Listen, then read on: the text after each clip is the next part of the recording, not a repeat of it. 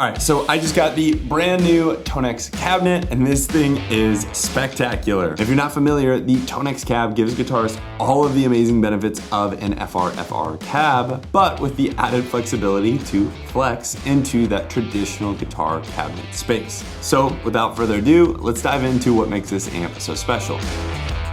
So right off the bat, the biggest benefit to this cabinet is you are going to be able to take your ToneX or any of your favorite amp modelers or profilers and run it straight into this cab to get some amazing tones. And of course, that's not anything groundbreaking. And like I've already said, it can do that full range flat response sound, or with the amp control feature, it can actually flex more into that real kind of amp in the room sound and feel. I'll talk about this a lot more here in the next section, but this is really amazing and something that I absolutely love, especially coming from somebody that has used FR cabs in the past and felt like they were lacking in a live environment. And on top of all that, this amp is actually pretty lightweight. It's only 28 pounds, and compared to a traditional tube amp, that's not bad. And whether you're using this just to jam by yourself or in a full band environment, this thing's got a ton of headroom. And wrapping up this section, this cabinet also allows you to use the IR loader to upload 8 different IRs. So theoretically, this allows you to have 8 different speakers and EQs all pre-programmed and saved inside of this cabinet, and a 12-inch Celestion speaker, and then a 1-inch compression driver for that hi-fi kind of tweety tones. Oh, and one thing that I think is pretty sweet is you can actually swap out the grill and get different kind of looks.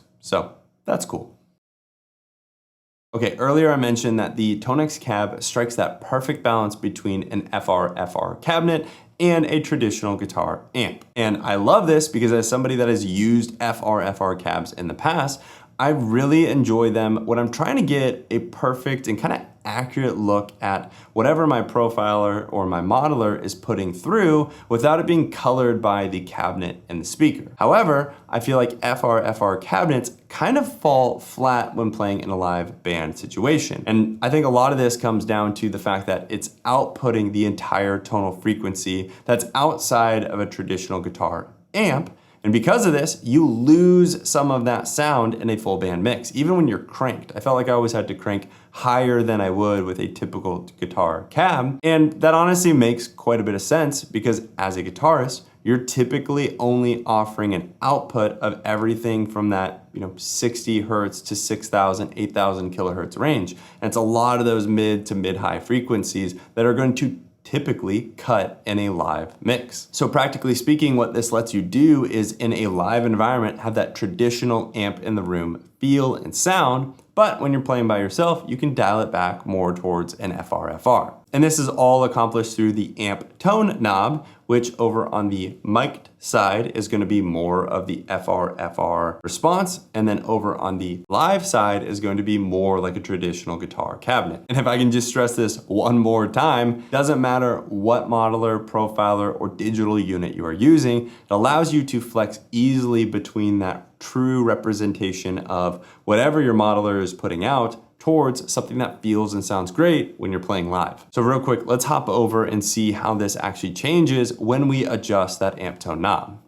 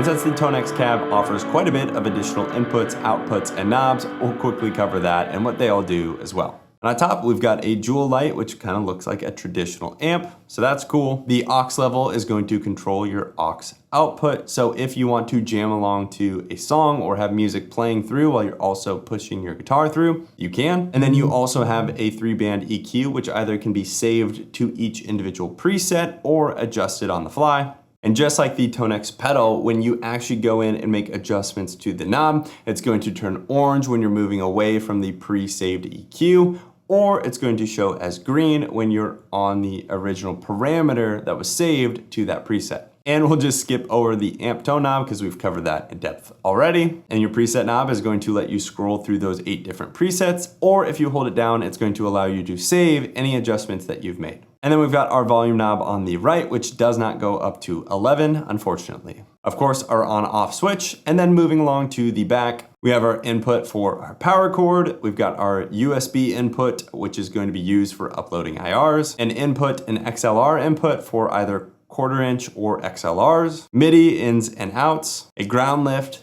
and then a pre or post EQ. And then lastly, an output, which would allow you to take your output from your cab and push it to the front of house. So that's pretty sweet because then that means you can get your stage monitoring available through the cab and then push that to the front of house. Lastly, one of my favorite features, and now this is kind of standard with all FRFRs, is the tilt back legs that are integrated into the cab. As you all know, this makes it a lot easier to hear yourself as you've got that pointed right up at you from the ground, rather than it being just perfectly vertical, hitting a wall, and then you're hearing what's reverberated back into your ears. And then I did see they have a tweed and a silver grill option. And then they also have a cover, which is gonna make it a lot safer for moving it around. I'm definitely gonna have to order one of those. In terms of the overall user experience, honestly, it's a pretty straightforward cabinet. There's not a ton of bells and whistles to it, and it really doesn't take long to figure it out. All you have to do is simply plug in your cabinet into your laptop using a USB cable, and then download and pull up the ToneX cabinet software.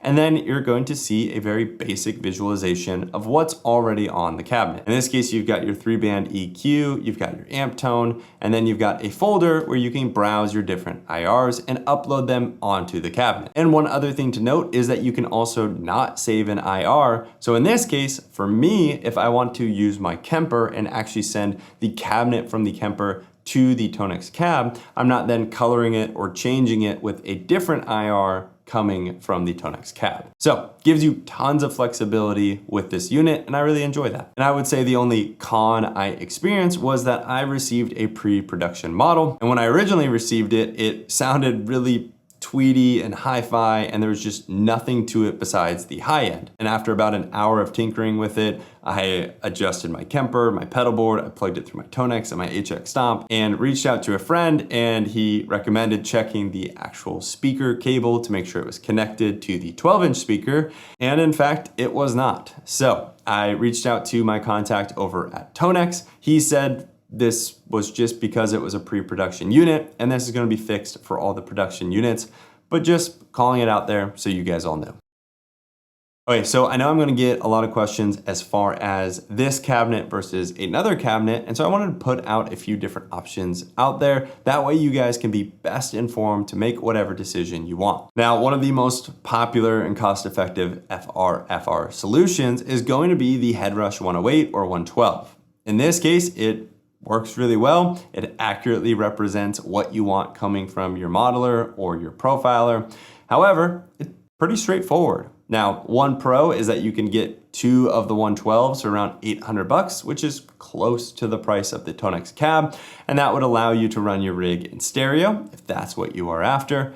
However, you're stuck with that FRFR sound. So if that's what you're going for, it works, and they're pretty cost effective. Now moving more towards the direction of the ToneX cab, a similar option would be the Line 6 Power Cab 112, which is going to give you a lot of the same features. You've got several different speaker models built into it, you've got IR support, and you also have a digital interface. Now what I will say is I have not personally used this myself, but what I've seen online is that the UI could be a little clunky, and it is just a little bit heavier than the ToneX cab. And if budget is of no concern for you, but you just want a really really spectacular FR speaker.